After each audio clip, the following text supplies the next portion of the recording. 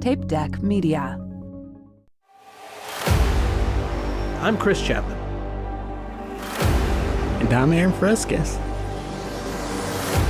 I'm Joseph Beck Castro. Cool. And together, we produce a comedy podcast about the films of Arnold Schwarzenegger called See You at the Potty, Richter. See you at the potty, Richter. Like that. You need to say it with accent. Yeah, come on. Don't you know accents? That's not Arnold Schwarzenegger accent. This is a Schwarzenegger accent. It's an accent, sure. Anyway, listen each month as we take you through Arnold's career, one movie at a time. For each movie, we'll explain the plot, discover some fascinating trivia about its production and promotion, and rate the film on its quintessential Arnoldness. That's what we do. That's what we do. That is Joe's accent is a lot better than my accent. We know you have a lot of choices in the comedy deep dive into the filmography of the world's most charismatic bodybuilder genre of podcasts, but please consider giving us a shot. Come on, do it now. Do it. Subscribe. Riddle me this, riddle me that. We got the riddles that'll make you chat. Oh yeah, baseline stuff been through this tight. Get your funk on, we're rocking tonight. One more time. Good morning, Ruddlers. Welcome back to another episode of Ruddle Me This. I am, as always, your faithful host, Taylor Ruddle. Episode 101. Look at that. If I had a Dalmatian puppy for every episode of the podcast I've released, I would have enough puppies to make a pretty good fur coat. I crack me up. So welcome back to the podcast. I have been wanting to talk about the comedy specials that I watched sort of growing up and in my formative years for a long time. And I always enjoyed talking to Tim Kelly, stand-up comedian based here in Christchurch, about comedy. We've done a few meetups where we'll just watch comedy together and talk about it. When you've been in it as long as I have, there's only so much comedy chat you want, especially when a lot of it is repeating a lot of the same stuff you've talked about with other comedians. But I always enjoy talking comedy with Tim Kelly. So we thought what we would do is we would bring a list of the stand-up comedians that we watched when we were getting into comedy or learning about comedy for the first time, the things that our parents had on when we were little kids, that kind of stuff. It's been a minute since we had this conversation, so I thought I should chuck something in here at the start of the episode just as a bit of not a trigger warning as such, but a content warning, I suppose. There's no easy way to say it, but a lot of the comics that we used to watch growing up as of December 2024 have been cancelled or whatever you would call it. They're not as popular as they once were. Let's just put it that way. Off the top of my head, we talked a little bit about Louis C.K., Ricky Gervais, Jerry Seinfeld, maybe some Dave Chappelle was in there. I don't think we talked about Cosby. And off the top of my head, those are the ones that we mentioned. That some people might want to skip. We don't glorify, all these things that they've done and things that they've said and done, I suppose, in the recent years. We just kind of talked about what it was like discovering them for the first time when we were growing up, what we liked about their stand-up, what kind of resonated with us, and sort of where we went from there. It's not a super heavy conversation. It's pretty light. We just, we don't talk about any of the scandals or anything like that. We just kind of talk about the act. But it's an ongoing thing with can you or should you separate the art from the artist? I don't think it's the kind of argument that I'm going to solve sitting here doing the intro to my podcast. So if nothing else, I felt like it would be fair to give the listeners warning. We mentioned some of these comics that they might not want to hear us talking about in today's day and age, and if so, I'm not going to hold that against you if you choose to skip the episode because of it. Now that we've got all the hard stuff out of the way, speaking of comedy specials, my own comedy special, my second ever full-length proper comedy special, is dropping on the 26th of December 2024. Why not christen the new iPad, the new laptop, the new TV, the new cell phone by watching Panic at the Buffet on YouTube? Head to Taylor Ruddle Comedy on YouTube and you can watch it for free. I think it's dropping at about 3 p.m. on Boxing Day. I'd love for you to head along and check it out. Give it a thumbs up, leave a comment, do all the things you can do to help me with the algorithm. I would really love for this special to blow up. And I just appreciate anybody that could help me out in achieving that. Right, let's get on with the podcast. Please welcome to the show your friend and mine, Mr. Tim Kelly.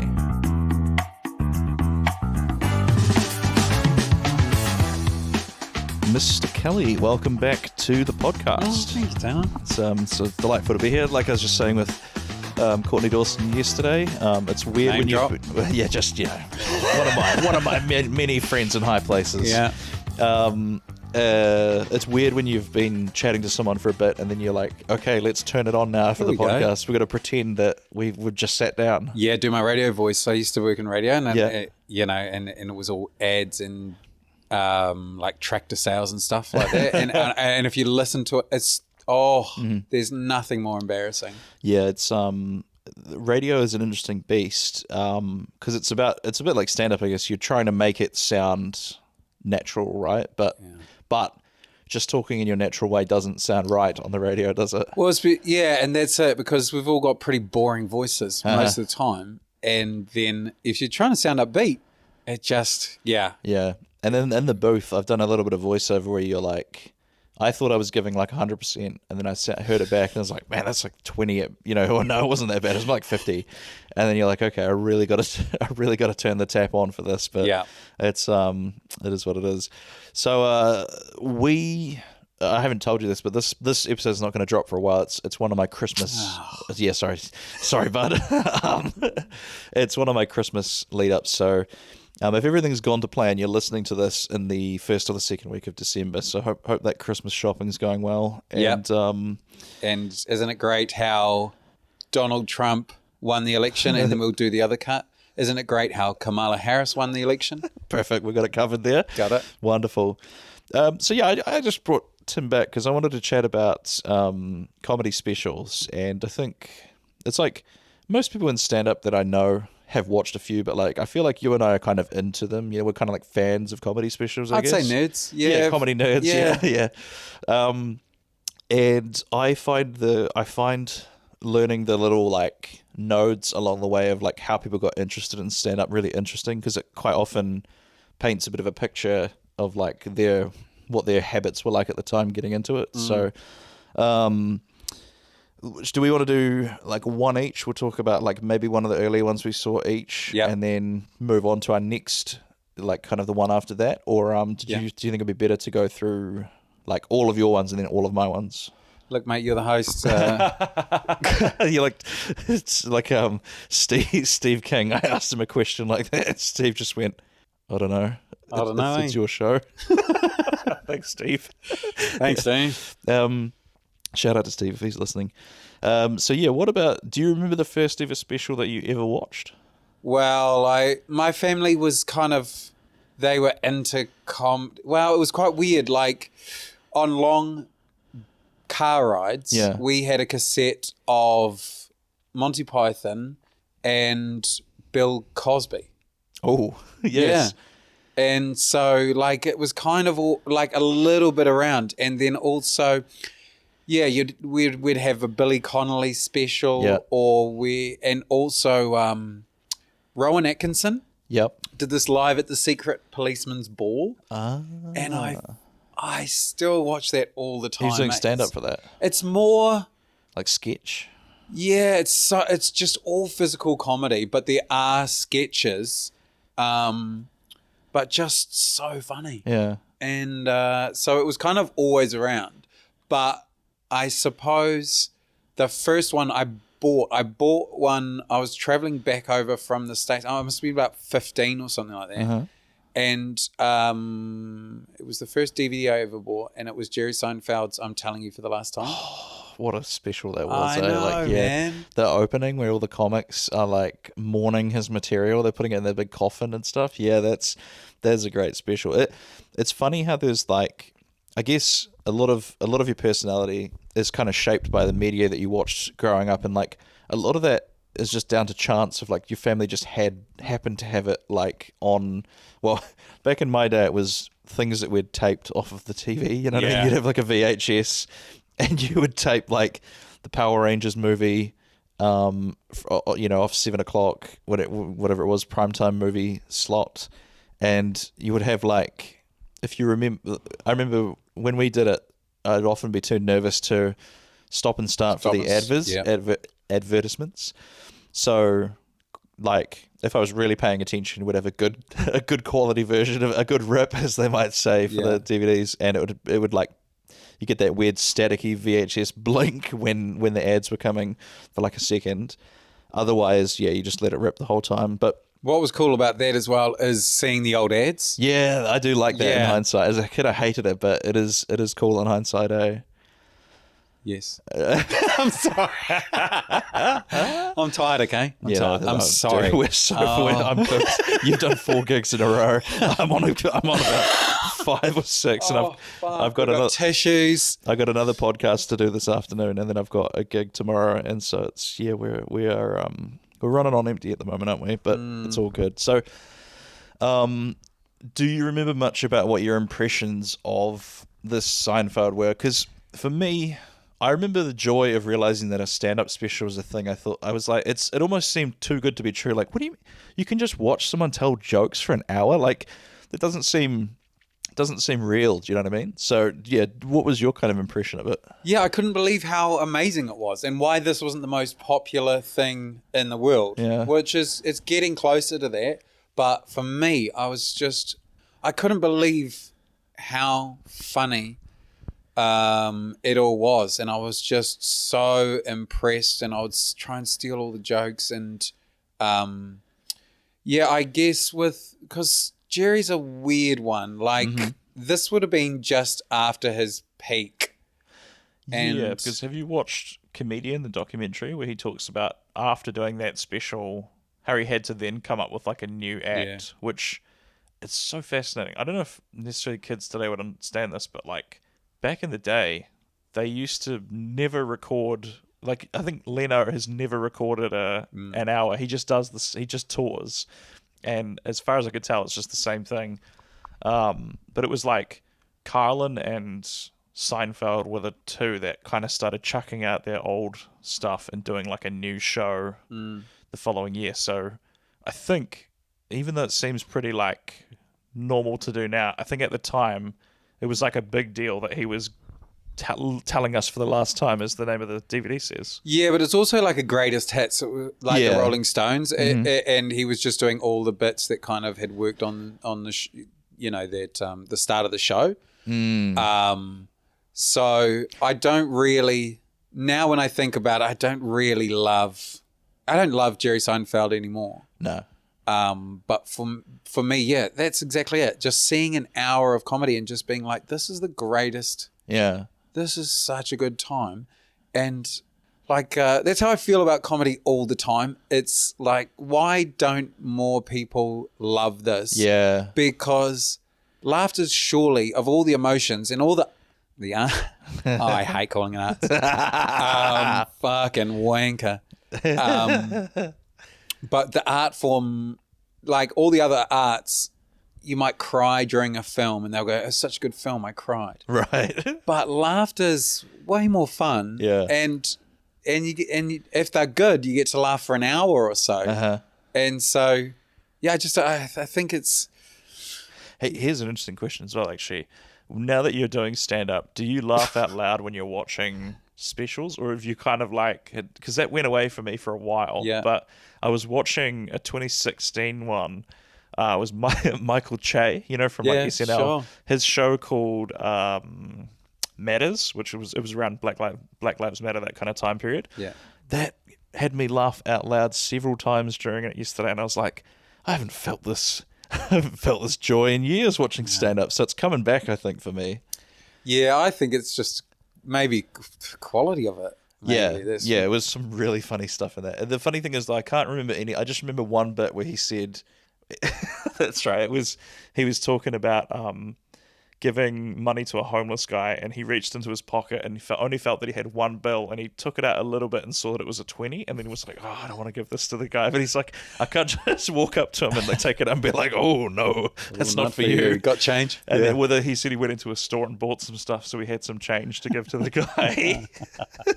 And like that got me to laugh out loud. I was like, wow, this is a quality special here. So yeah. But yeah, like Seinfeld stuff, I don't even know if is his stuff still kind of laugh out loud worthy anymore. Oh, not from what I've seen. Yeah. Like, yeah, I think because he really revolutionized comedy essentially with his, his observational style. Yeah. It's kind of a timestamp of comedy around the early 90s, late 80s. Yeah. And he was the pinnacle of that style. And now I think it's evolved so much into less about just gags after gags and more in terms of like finding more about the person, their personality and their kind of angle, that I think comedy's moved on from that. Yeah. And it's like the only example I have is an anime, and it's Dragon Ball Z, and it's like, fuck yeah. Now if you watch Dragon Ball Z with 2024 eyes, you're like, man, this is so cliched and like it's been done to death. But you're like, well, at the time, nothing else was doing it. And I think Seinfeld's a bit like that, where in his time, that was like cutting edge stuff. And yeah, it's like time has just kind of moved on. And yeah, like you said, the art form has progressed. So it doesn't look as impressive now, but you have to remember back in like when was Seinfeld's stand-up? It was the 80s? Yeah, I think he would have been almost late 70s because he was doing Carson and that kind of stuff. Yeah. And then I think the show finished as late as maybe like 1999. Yeah, that's right. Because they sort of went out on top, didn't they? They kind of ended it. Oh, fuck yeah. Yeah, before people could sort of want it to end, sort of thing. Yeah. Right? Yeah. So what was my first one? I think much like you, we had Billy Connolly in the household. So a story from high school. I don't think she's listening, but Emily, if you're watching, shout out to you because listening to the podcast. Sorry. Oh, I thought there was a video on. Nah, I wish. She, I imagine is. If there was a video on, would you change your posture with that kind of? Don't. You're almost horizontal. So let me explain why. So I'm gonna cough. You look like you're at the psychotherapist. Yes, that's why I bring you over.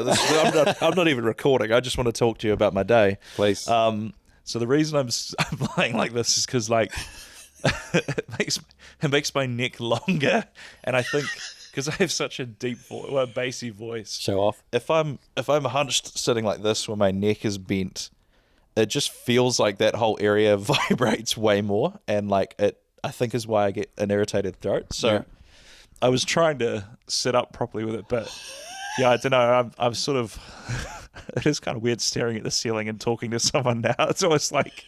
Well, I'm very aroused. Thank you.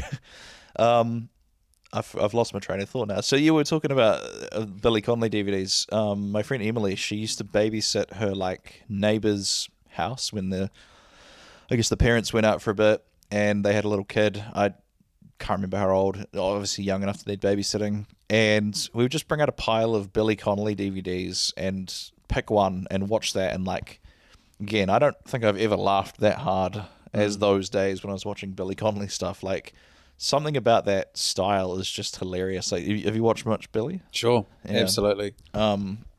He's very popular in New Zealand, and I think like the main reason would be because it looks really unprepared, and people that, like my dad, would see it and think that he's just talking and be like... Because I think there's a certain resistance to Kiwis to, like, they don't want to be told jokes to, and, like... Especially my audiences. Yeah, and so I don't know, I think Billy, his illusion was perfect, that it just seemed like he was just getting up there and making it up as he went. But, it was more calculated than people think, obviously. But I've also heard the opposite. I've heard from because I tried to read his book, but it's just boring. Tim, you can't read.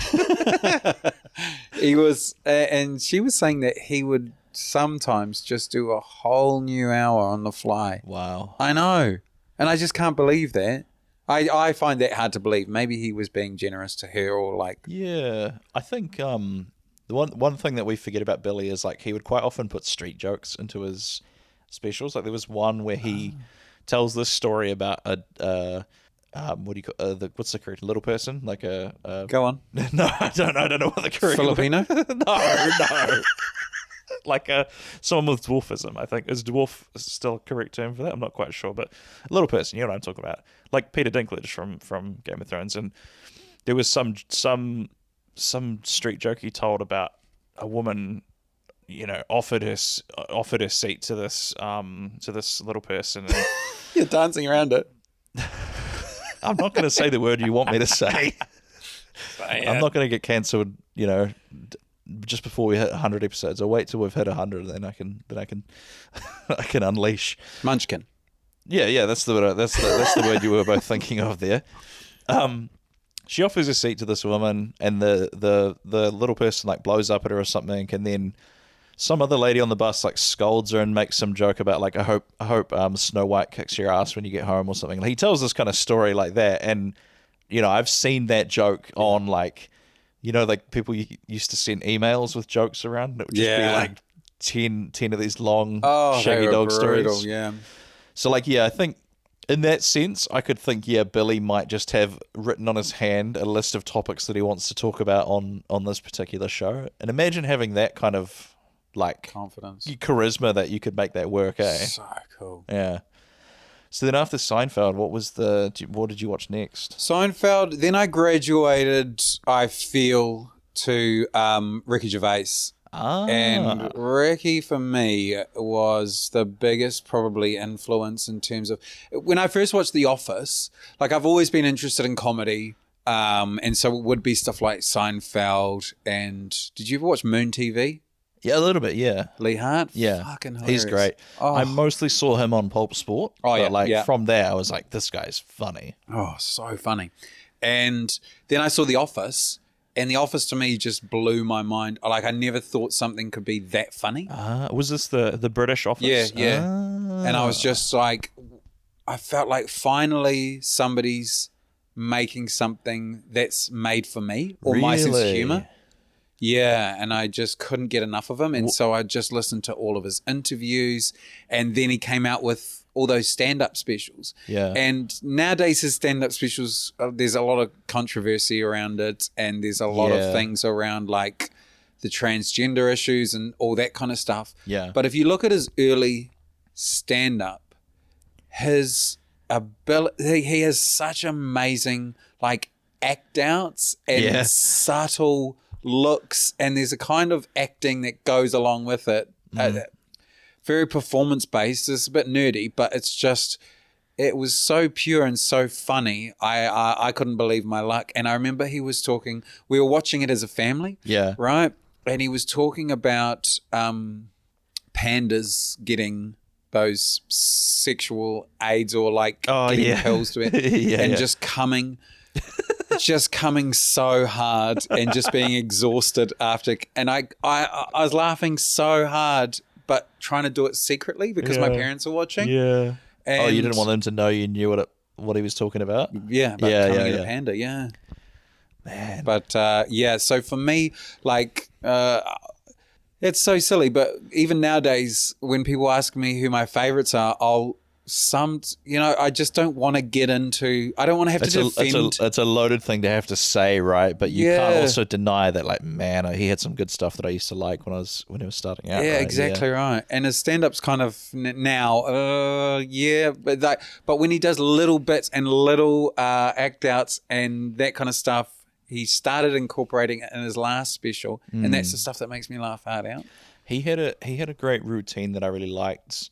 That I wish I could do something like this, where he was reading like a I think the gimmick of it was that it was an out of touch AIDS brochure or something, and it was like all the things to do if you didn't want to get AIDS, and it had these ridiculous things that were like, why not try like using a piece of fruit or something like that. Was that one of them? Yeah. And like, Why not come in a piece of fruit? Yeah, out a window, I think was another one. And like, he does that act out of him just waving with one hand and then beating this imaginary dick with his other hand.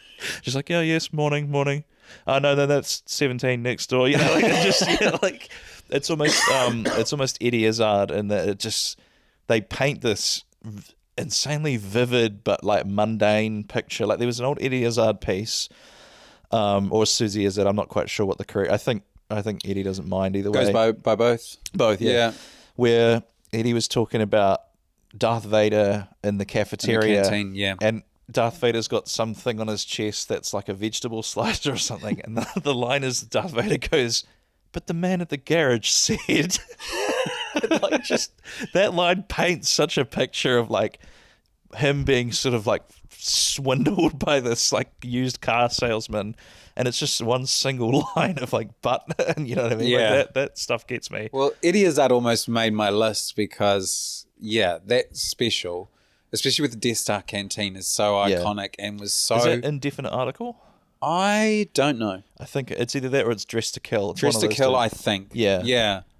But just so bizarre, and just so left field and so cool. Yeah. And just to be able to see that, and now once you see something like that, people really try to copy that. So it's less nowadays. It's less unique. But then you trace it back to that, and it was just I think Eddie and Dave Attell are that sort of thing where everybody's aped them for so long, but that's where it started, kind of thing. Yeah. And I remember reading or listening to a podcast somewhere about that sound. You know, Eddie will do the sound of like going like and stuff in between things. Yeah. That has been, taken and used and everything, but no one quite does it like Eddie. So Exactly. yeah, I'd love to see them live.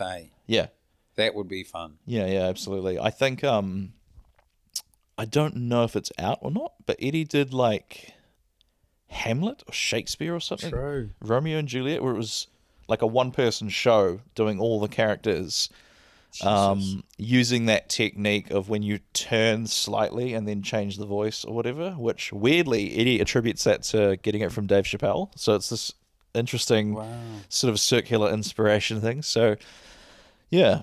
I was going to say I think my second one that I remember seeing a little bit was Russell Peters. Did you listen to much Russell back in the day? Sure. Yeah. And weirdly, I've done a sort of like 360 on Russell where I started out watching Russell, and then as I got more into stand-up, I thought, oh, this is a bit corny, and like this is a bit kind of like, there's more interesting stuff out there. But then as I've now gotten into stand-up, the fact that Russell has managed to maintain the same joy of doing stand-up, like, geez, what is Russell, 40? No, not maybe He not must 40. be older than that. Surely. No, he's like older than that, but he's been doing stand-up for probably yeah. 30 maybe. I actually don't know. What was I when I first saw his first special? I must have been 18. Well, one of his specials, so I must have been 18. So, no, that's and he would have been doing it for a decent amount of time before that. So probably 30, 40 years. Yeah, and I love hearing Russell's stories about, because like Russell has this interesting place in comedy where like I almost think he might be bigger overseas than he is Definitely in like the Western or the English speaking world. I mean, they all speak English, but have you heard a story about meeting or briefly talking to Osama bin Laden's brother? No. Oh man, it's such a good story. Like, go to if you look it up on This Is Not Happening. You remember that storytelling TV show? Yeah. So he did a gig in it was like Saudi Arabia, maybe. I'm not quite sure. It was one of those kind of like UAE countries, and it was for a prince. There's just shitloads of princes over there, and he does all these gigs, and they were real small. They were like 50 people tops or something, like kind of thing, and just in the prince's like living room kind of thing. Sick. And then he's like, one of the princes was sort of showing him around and had real good, like he was expecting everyone to speak with the generic like Middle Eastern accent, but he's like, all the guys that have money are like, hey Russell, big fan, nice to meet they've all like, I guess they've had like private education and stuff, London and so he's like he's like, after a few drinks he got a bit braver and he asked this prince, he's like, do you know any of the bin Laden family? And the guy's like, oh yeah, like they're actually very nice people. He's like, he went kind of one way, but the rest of them, they're all good. And he's like, do you want to talk to his brother? He was a black sheep. Yeah.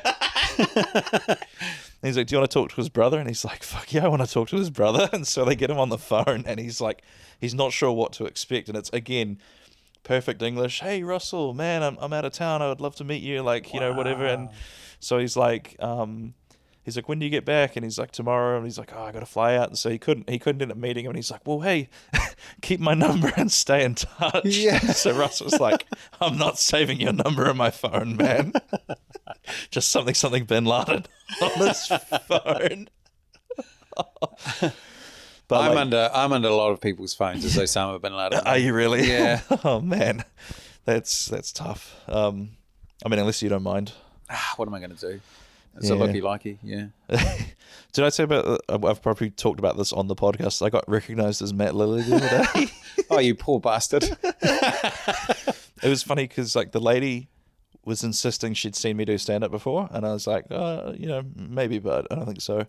And she's like looking at me like kind of squinting, like, no, I'm pretty sure that is you. And then I was like, wait a second. And so I took out a photo of me and Matt together, and I was like, was it this guy? And she's like, oh yeah, it is that guy. And she calls her husband over, and he's like, hey, doesn't he look like the guy that we saw? And the thing I feel bad about this, because I don't think that the interaction ended great, is she was like, are you as funny as him? And I real deadpan just went, oh no, I'm a bit of a hack, eh? Think you should laugh and be like, oh yeah, you know. She just didn't say anything, and then they just walked off. Oh God, the coughing. It's the hostler gang. That's it, man. I've also been recognised as Simon Kingsley Holmes before, which is, I don't think we look that similar, but you know, it's the accent. Yeah, exactly. Oh boy. Okay, so after Russ, what was your next one after After Louis, after Ricky Gervais came Louis C.K. Oh, so here's another hot button one. Yeah, exactly. Yeah. And that's it. I just keep going, yeah, sorry, but it's like Kanye, right? Yeah. I love Kanye. Yeah. And you don't necessarily agree with his views. And I don't think you nowadays. have to, you know what I mean? It's just like, even Leonardo da Vinci was touching boys, but I still like the Mona Lisa, Right. you know what I mean? Right. But it's with Louis. So I found Louis through Ricky because I was obsessed with Ricky, all of his interviews, all of his everything that he did. And he did Opie and Anthony quite a bit, didn't he? Ricky Gervais, Ricky, I think. Eventually, after Louis encouraged him to do it. Ah, right. And so, so he had introduced Louis as like the best comic in the world. And so I was like, well, you've got to check that out. Yeah. And he was. He was pretty unanimously agreed upon as being the best or one of the best. I think at some point, he must have been. Yeah. King of comedy. And he was like on the cover of Rolling Stone magazine and all these things. And so I fell absolutely in love with Louis, just his performance, his ability, coming out in like a dirty sweatshirt, Yeah. and just talking so naturally and honestly, and and sometimes you'd be a bit silly, and sometimes, but it was just so funny, and so then I became obsessed with him. Yeah. And it was all of his interviews, his TV shows, movies. Louis, the second TV show that he did at times it was a little bit art house for me, but man, the episodes that hit were so good. I think it's one of the best pieces of TV that I've seen. There's one little subtle bit from that made me laugh in one episode where he's getting into a fight with a woman at a bus stop, and she's got him pushed up against the wall, and she's hitting him in the stomach, and he's I think he's just trying to get away, but then you see him like look to the left and look to the right, and then he gets a couple of punches in on her back. And just that little subtle bit really got me when I saw it. Well, at least that's all he was doing. Well, yeah, exactly. I think it got a lot worse. So that's been an interesting one. Yeah, it's just, like, should I lie to people and say that I never liked it, or and so it's complicated, isn't it? It is, man. And Because I have seen some arguments where people kind of say that, yeah, it's tricky because like obviously the line of what people are enjoying changes, and I've seen some people kind of saying like he was never funny, which I think is a little bit hard to agree with because like he was genuinely massive. But then, so the argument that I've seen is kind of like, well, he was only massive to like straight white guys who are unhappy as fathers and that sort of thing. And Guilty. Yeah. and you know, like if you had you asked anyone outside of that demographic what they thought of Louis, they probably wouldn't. They would have just been like, you know, either neutral or didn't like it kind of thing. Well, that's interesting because I never really thought of. I guess you don't think about the rest of the demographic when it's just when it's just yeah, what you like. when you fall into it. I assumed everybody would have thought the same, but you are right. Like lonely, absolutely. Dad, like the dad thing is massive for me because he used to go on Opie and Anthony, and he would just talk about being a father. And this was like when I was a really early father, and it was a really tough time. And he was super honest and talking about what he did and how he tried to be a better father. And so, like, in some ways, that was a bit of an inspiration for me as a dad. Well, that's it, is like if he's, I think this is something I'll probably never understand, but like parenting is, it's fascinating as someone looking from the outside in because like it frankly sounds horrific from what I hear from like parents talking about it. Yeah.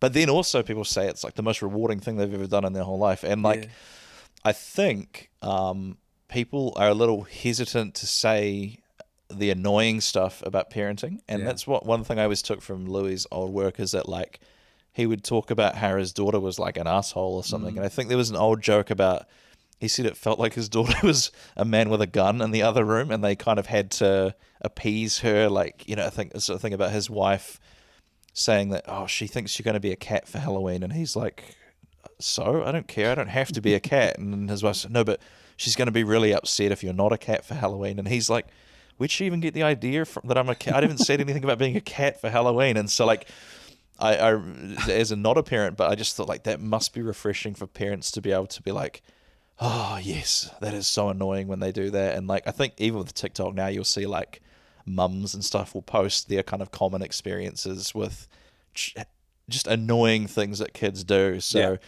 like, yeah, you're right. It is incredibly difficult. Yeah. But it's like it's like stand up. Most of the time, it can be pretty rough. But when you reflect back on it, you can kind of feel like it's quite rewarding in hindsight. Yeah. Whereas day to day, you're just cleaning and cooking and trying to keep up. But it's when you look back at it, because there's not that much. It's not like hard out rewarding every day. You're just like, you're not going to bed being like, I feel so rewarded right now. It's when you look back at the last 6 months and you think, oh yeah, you know, they're walking and talking now. That's kind of good on them sort of thing. So when you were saying you were like a new father, how old was your kid when that was kind of happening? Like this was like with the Louis stuff? Yeah. Like pretty much just from when she was born. Wow. Because I remember Bert Kreischer used to talk about how when his first daughter was a baby was when Tough Crowd was airing. So that was kind of their weird little thing, was that he'd sit with her on his knee and just watch Tough Crowd. And it's like, yeah, that seems kind of nice. He used to have like, you know, in the States they talk about having like a loop where they do like a Thursday, Friday, Saturday show and they're home on Monday or whatever it is. Yeah. And he was saying like his is an old fashioned thing, but he would DVR Tough Crowd while he was away. And then he would be able to watch it. I think his little routine was that he'd listen to Opie and Anthony on the drive back from the airport and then watch Tough Crowd when he was back with his daughter. And it's like, yeah, that sounds all right, doesn't it? It sounds like a good way to spend a day. She doesn't go for the swearing. Like she'll tell us off. This is your daughter? Yeah. But so at the moment it's all Mr. Bean. Oh, that's wholesome. Yeah. It's awesome, man. Fuck, aren't you glad Rowan Atkinson hasn't been cancelled? Like, how devastating. I'm sure he will be. They all do. You reckon it's around the corner? Fuck yeah. Well, have you heard James Acaster's bit about Rowan Atkinson stealing his missus? Oh, I have. Wait, is Rowan Atkinson a piece of shit? Well, I don't know. I don't know. He just I need took to his rewatch girlfriend, or his girlfriend left him James for yeah. For Rowan Atkinson. I know. I have seen the bit. I need to rewatch that actually because when you mentioned it, I went, wait, yes, I have seen something to do with this. Are they still together? Who? Rowan Atkinson and James's ex. I have no idea. That is fascinating. Funny, eh? What a position that is going to be. I'm sure he talks about this in the routine, but to be I'm guessing he wasn't a massive stand-up at that point. Nah. And then, wow. I think he just finished going out with Rose Matafeel. I was going to say, is that who it wouldn't be Rose, would it? No. Yeah, that's right. Yeah, so then after Russell Peters, I'm trying to think. One that I really liked, I don't know if it was necessarily one of my formative ones, but I still really like it to this day, is Robin Williams' Weapons of Self-Destruction. Do you remember that one? I don't. Man, it was so good. It was like, it's the perfect time capsule of America right before the election that Sarah Palin was like she was, I don't know what she was going for, whether it was president. Her and McCain, she was McCain's VP. There you go, yeah. If they had got in, and that would have been against Obama. I don't know if it was his first term or his second term. I think it was his second, because he makes a joke in it where he says like white guilt plummeted as soon as Obama was in. He's like, a guy would be asking, "Oh, my man, can you spare $1?" "I'm sorry, my friend, but I voted for Obama. Good luck." And he would just wander off. And like, what I liked about this special is like, he goes after both sides equally. Like he says Sarah Palin, he's like, "Man, I feel like she was more likely to burn a book than write one." Do you know what I mean? And like, he has this incredible bit where he's like, because I don't know whether it's because of social media, we're just more aware of it going on now, but you know, there's this kind of, we all sort of feel like things are getting worse and things used to be kind of okay before. Yeah. And he talks about, he's like, it feels like America has just been in this kind of like medication coma, you kind of hazy, and we're sort of all coming out of it and we're like, oh, he goes to this whole routine of like, he says, we were on a drug called Fuck It All, and he's like, you know, we're kind of like, oh man, last thing I remember is the economy was working, and what happened to Clinton? And they were like, oh, we impeached him. It's like, fuck, really? Oh, okay. Why? And he's like, oh, he got a blow. Oh, what do we impeach him for? And he's like, a blowjob. And he's like, whoa, who did he blow? Putin? And he's like, no, he got a blowjob from a Jewish girl. And he's like, wow. And like, you know, he just goes through like everything that happened. He's like, oh, we got attacked. And he's like, by who? And he's like, Osama bin Laden. He goes, hang on, wait, didn't we used to send him weapons? And he's like, yeah. And he's like, did we get him? And he's like, almost. You know, we got 4 of his number 2s. And he's like, oh, okay. And he's like, then this guy Saddam Hussein. Oh, no, then we had to look for the weapons of mass destruction. And he's like, did we find those? And he goes, well, no, we didn't find any of those. It's like, who had the weapons? And like, a guy called Saddam Hussein. And he goes, oh, that guy, I remember him. Did we get him? And he's like, oh yeah, fuck, we got him. And he's like, did you make him tell him where the weapons are? And it's like, oh well, they executed him before he could talk. And it's just like, just this whiplash of like all the things that have gone on in America. It's like one of my favorite routines ever, because like everything is just like, fuck off. It's like, you know, who's our president now? George Bush. And he's like, what? I thought we already had him as president. And he's like, no, his son. And he's like, oh, Jeb, he's kind of cool. And he goes, no, his other son. And he's like, Junior? What? The guy that waved at Stevie Wonder? And like, just like, it just goes on and on and on. It's such a good routine. And like, I don't know, just Robin, he was in top form in that special. And like, my brother and I saw it on Comedy Central once. I walked into the sort of the common area, you know, the playroom, whatever you call it. And my brother's got it on, and I was like, is this Robin Williams? Because I didn't know he did stand up. And my brother's like, yeah, he says fuck a lot. I was like, oh, okay. And awesome. Like, yeah, it's just so, but oh yeah, I wish we could have got one more out of Robin before he passed away. I just would have loved to see his take on everything that's happening now. Like his take, he did have some stuff on Trump, but like just to see him like talking about everything that's going on at the moment would have just been incredible. So, but yeah, fantastic one. I recommend you go check it out if you're looking for something to watch.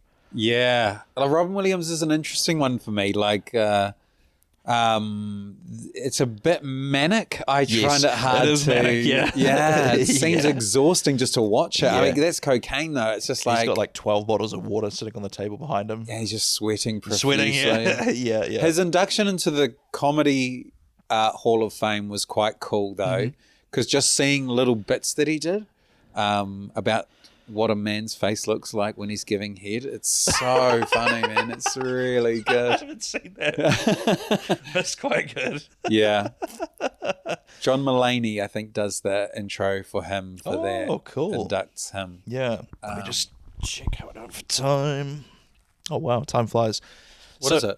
40 minutes. Holy shit.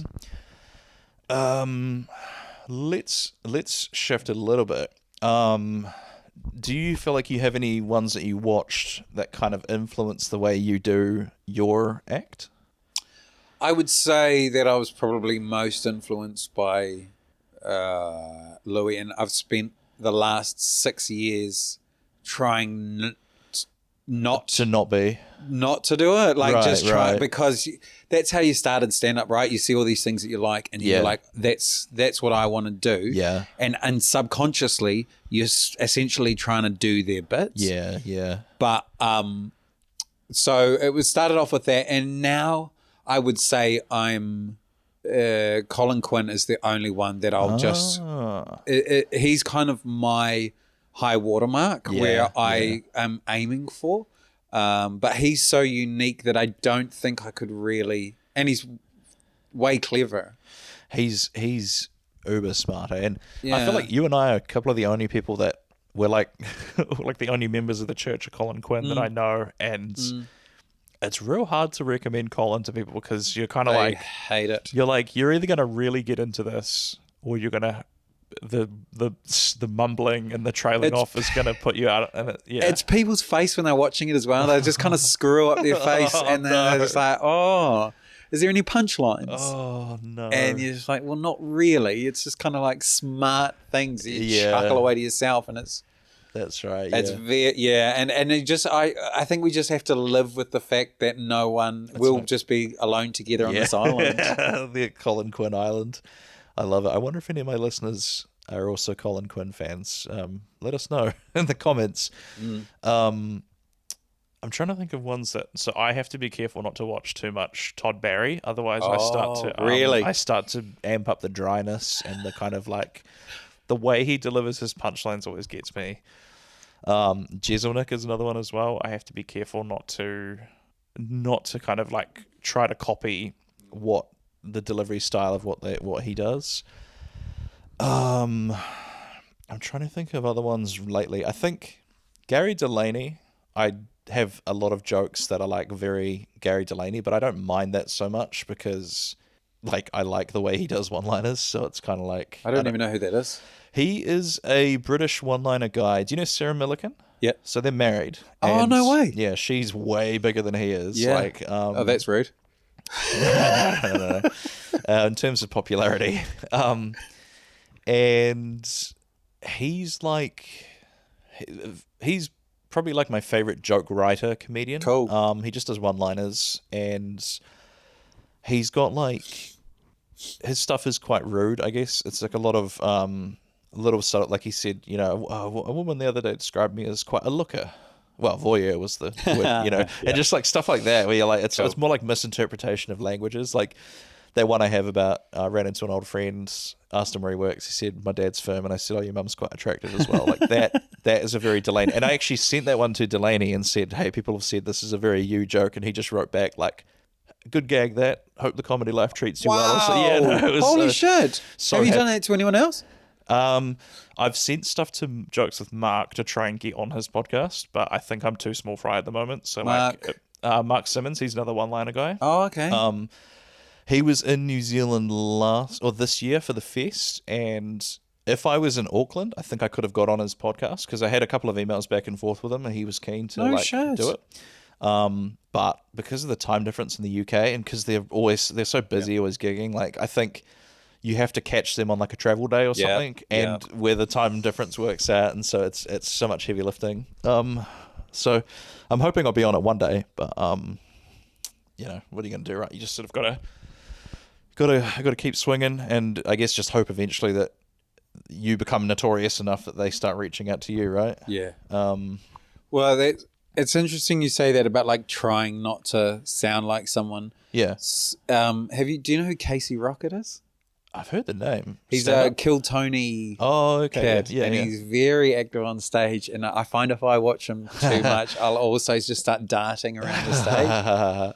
It's very infectious. I think sometimes I watch Threadwell a little bit, and I think like, yeah, man, that guy's moving a lot, isn't he? Like he's getting his steps in there, but yeah, and then you feel like you should as well. Yeah. Yeah. It's weird because like I never quite understood. People always say like you should move with purpose, and I never quite understood. As your neighbours. Yes, yeah, exactly. You know, guy that has a boat in his backyard and a barbecue, live next to that guy, right? That's fuck yeah. Bill Burr say you never want. Well, you know, that's just. I suppose that's nice too. There's that old Bill Burr joke. He's like, you never want to be the guy who owns the yacht. You want to be friends with the guy who does, because you don't have to deal with any other shit, and you just turn up with a crate of beers and you're like a legend. Yeah. Have you seen Norm's bit about not coveting their neighbour's ox? Oh, too funny, I man. thought he's just like, this guy's got the most beautiful blue-grey Belgian ox.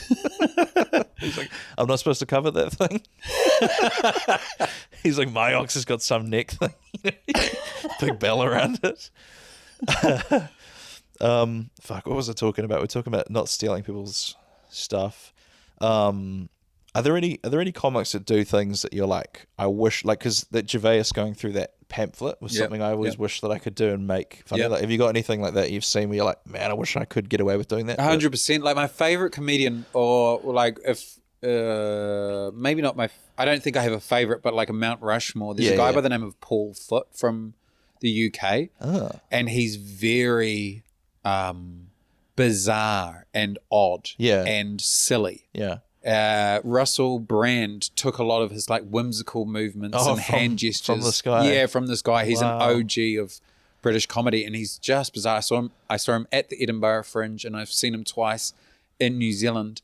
And he's climbing over chairs and he's doing silly things, which I don't really normally do, but I've never laughed so hard in my life. Yeah. And there's so much of that. And I was talking about this with a comic last night. Is like, because you do see other comedians doing really well in these kinds of things, like even with you with David Curios, and you see somebody doing that kind of thing, but it's very authentic to him. Yeah. But, yeah. But if you tried to copy it, some of the stuff I saw David do, I was like, how did he even think to do that? Like, drugs. Yeah, actually, no, good. Yeah, okay, yeah, that answers that question perfectly. He was always telling me if I ever wanted to, I better not say that. I don't know if he wants that out there. Hang on, I'm just going to clap because I'll probably cut that actually. I'll tell you afterwards. But what are we talking about? Copying other people's style. Yeah, stuff that you wish they could, like.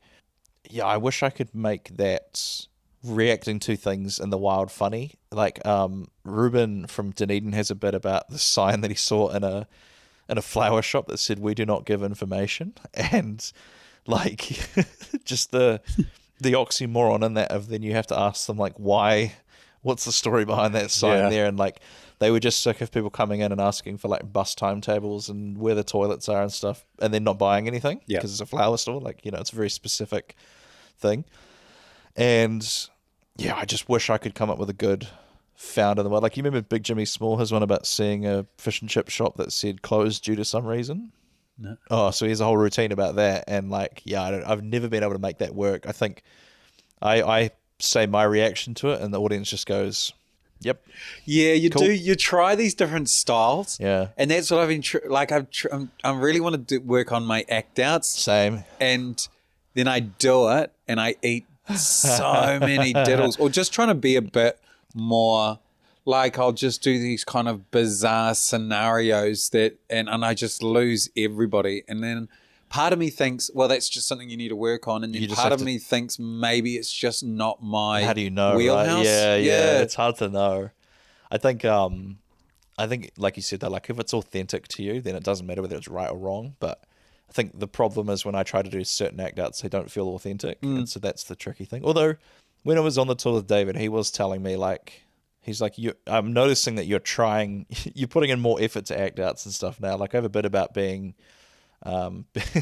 being a really bad person to blackmail because I'm real like shy and misanthropic. So they tell me to go to you got to go and meet this man and deliver a parcel. And I'm like, I'm not feeling up to meeting people today. And that's like the vibe of the bit. So yeah, you sort of work on the whininess and all that. And it's weird because in your head, it feels like 10 times as exaggerated as it actually comes out in person. And so I guess that's why they say to record yourself so you can see what it's actually coming out as. I fear that so much. Just kind of like I've recorded myself and never listened to it so many times. Yeah, because it just makes me want to kill myself. Speaking of actors, like Justine Smith, she does this. It's just a tiny bit where she was like talking about having a baby and she just kind of like drop kicks the baby, and it was just something about the way she kicks that baby. Yeah. That pretend baby that just gets me every time. Paints pictures in your head, doesn't it? So funny. Yeah, man. I think it's also funny because like there's a certain level of like exaggeration, I guess, with your movements that it's like just enough to paint the picture, but not like hamming it up too much, like you're in a play or something. That's it. Yeah. I'm gonna guess we're coming up on time here. Any other specials you want to talk about, kind of while we're in? One thing I really love that's quite off the beaten path for me is Zach Galifianakis, like live at the Purple Onion. Right. I thought that special was amazing because he is a one-liner guy, essentially. But he uses all these techniques throughout, and he'll play the piano while he's doing it, and then he'll get up and walk around and do silly stuff. But he also cut it in with these little snippets and little video kind of interviews throughout, and I thought that was really cool. And that's one of my favorite specials to watch. I just think that's so cool. I've heard people recommend it, and so I made to go and watch it myself. Actually, it is very good. Yeah. Have you seen Comedians of Comedy? That's the one with him, and he joins it partway through. Yeah, but he very gradually takes over and becomes like a huge part of the crew. Yeah, and one part that always made me laugh, and I wish I had this kind of spontaneity and like everything will be okay and whatever. Like it'll all work out. Like I have the negative. I have the opposite of that. Like I don't have this sort of relentless positivity where They met a homeless guy that could play piano, and so Zach wanted to bring him in and have him play some bit at the start of the show, but it was something to do with the insurance. They couldn't get it cleared by the venue or something like that, and so it never happened or whatever. But the guy was just hanging around with him, and Zach was bringing him everywhere and everything. And like, I just wish I had that kind of like there's an idea, let's run with that, and then it actually works. Do you know what I mean? Yeah. Well, watch the special. It's got quite a cool little ending to it. Yeah, and then I guess like we were talking about Patrice O'Neill. Oh yeah, we haven't spoken much about Patrice, not on the podcast anyways. Yeah. Elephant in the Room. Yeah. Yeah, that was I almost forget about that special not that I forget about it, but I just sort of like when I go back and rewatch it, I always think like, wow, yeah, he was as good as we thought he was at the time. Do you know what I mean? Yeah. Because he was so good, always so amazing in interviews, and when you would see him talking, and then like just his reputation and everything like that. But we didn't have anything really to show for it. He had a half-hour like Comedy Central special, and it was good, but it wasn't like I didn't think it was the wasn't greatest. Him, right? Yeah. Like, you watch some of his older stuff, and Patrice is a fascinating case of like. It seemed like he had just found his voice when he passed away, or I think he'd always had his voice, but he didn't quite know how to make it work on stage. And like, there's one of my favorite bits is when he's talking about if he goes out on the ocean, he's going to take a white baby with him because if he goes missing with a white baby, they'll spend millions looking for them. Whereas if he just goes missing alone, they'll have a guy on the beach looking out over the water going, "No, I don't see him," and like so. He sort of gotchas them where he's like, oh, who was the white girl that went missing in Aruba? And immediately they're like Natalie Holloway, and he's like, yeah, and then he's like, who is the Peruvian girl that went missing yesterday? And then just a silence from the crowd. And he's like, exactly. And like, yeah, he was so quick. It's like those that. gotcha moments because he does it with such good logic. Yeah. That he tells you not how dumb you are, but how sometimes you can be so hypocritical or sheep almost in certain ways. Like, what was another one that he had where, like that? He asks ladies in the crowd how they would keep their man around if they lost their main, the vajayjay, and they're all just shouting like anal, mouth, all this, and he's like, how come you're not saying like learn how to play Xbox, like tell some better stories, like just gives them all these other ways, and like just little gotchas like that. What did he call you? Just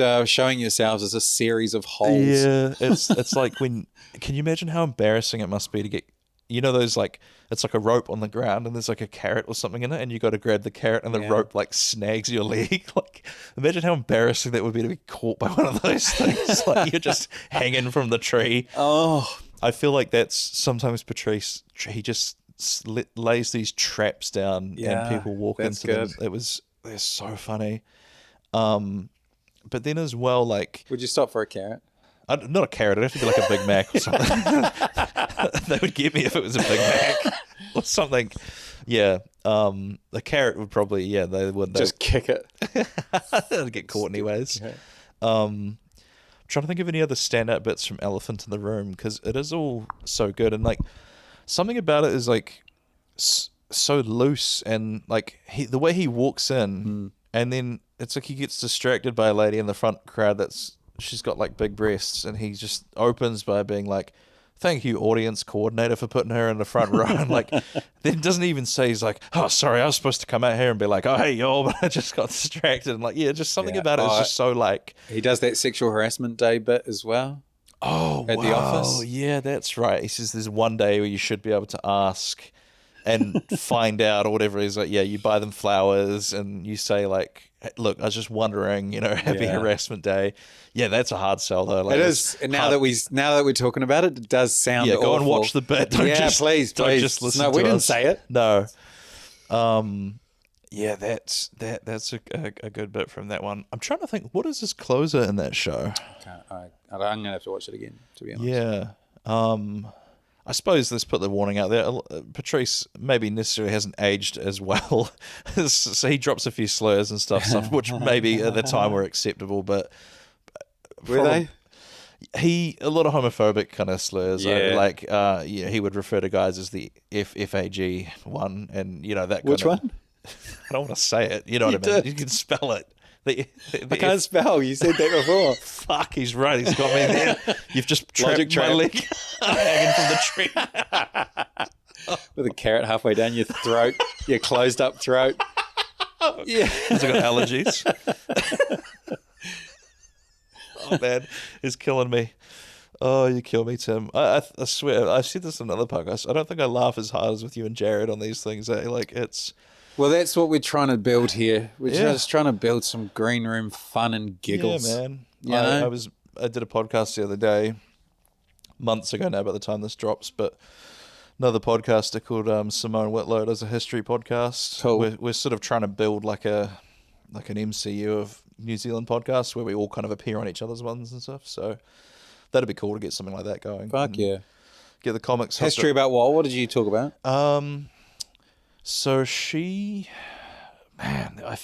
can't remember the name of it now, but like, how like H.P. Lovecraft, he wrote some stuff and then that turned into like Lovecraftian horror. There was like... I've just heard about this guy the other day. Actually. Yeah, some author, I think it started with T, I can't remember, and it was like all his works sort of spawned this, it's sort of like satirical news with a spin on like UFO and paranormal. That was what I took from the conversation anyways.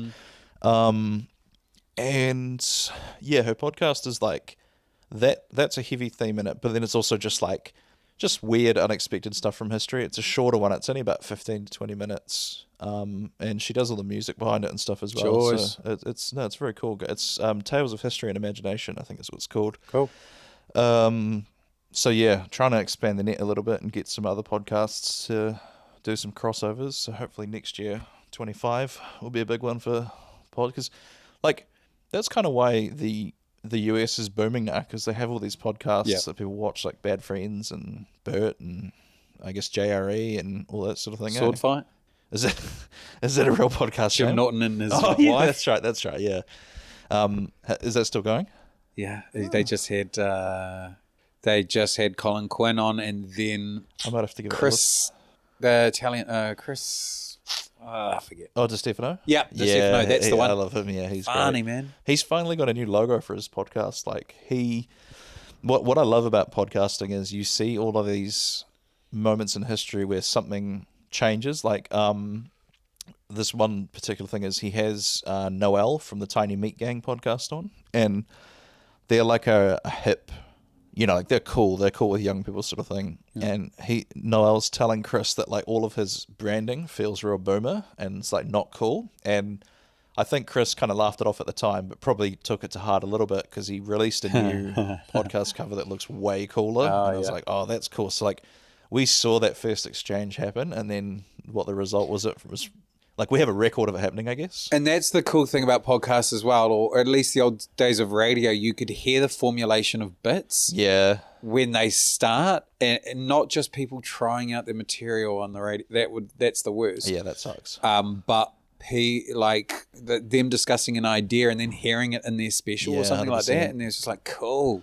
I also think as well is it's like if you read, let's say you read like Napoleon's letters or something like that, you of like you're seeing his own words written to someone else. But with podcasting, we're kind of having the same thing but you're literally hearing it in the person's voice. So like that's why, Patrice was long dead before I started following stand-up. Same. But because there's all these several hours of radio, you feel like you know him. Do you know what I mean? Like 100%. that's the thing there. 100%. So people have said that I'm basically making it very easy for AI to create an AI Taylor by doing so many episodes of the podcast. But I mean, at the same time, like, if heaven forbid something should take me from this mortal coil, like, I've got 100 episodes nearly, so that's nearly 100 hours of like me that people can spend time with. So I think it's cool.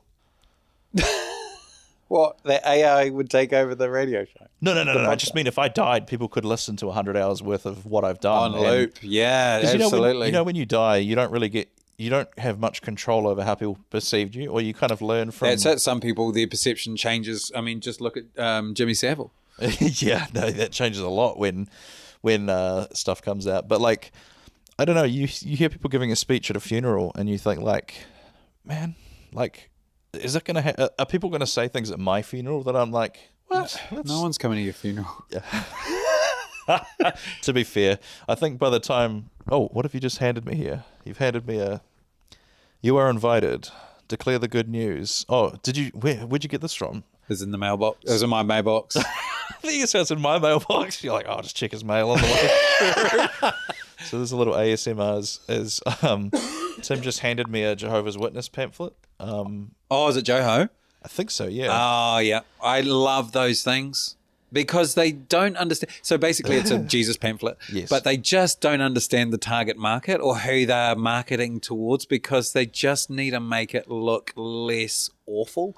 But it's just very condemnation-y and but it always makes me laugh. It is kind of fear-mongering in a sense, isn't it? They want people to repent before the hellfire and stuff, right? Fuck yeah. Well, let's wrap it up there, I think.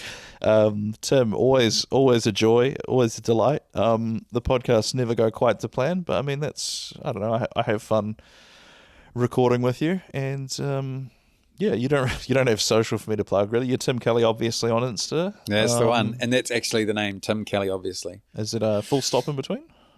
Probably. Yeah. So at the podcast I ended with Courtney yesterday, she started listing her socials off and then she went, just Google me. Yeah. Which is a hell of a mic drop. Don't Google me, please.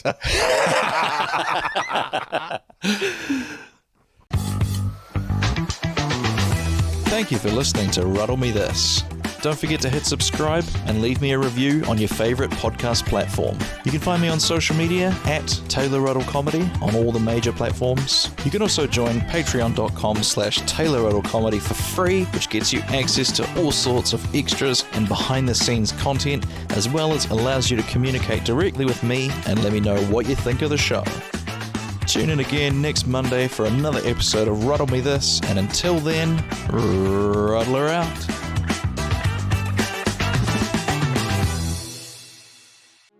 This has been a Tape Deck Media production. Thank you for listening. Hey Ruddlers, I joined a group of podcasters that we are calling the Trailer Alliance, a group of podcasters that share each other's trailers at the end of the episodes and generally support each other. So at the end of each episode for the next few weeks, I'm going to be playing a trailer of one of the members of the Trailer Alliance. And here's one of them now. I hope you like it.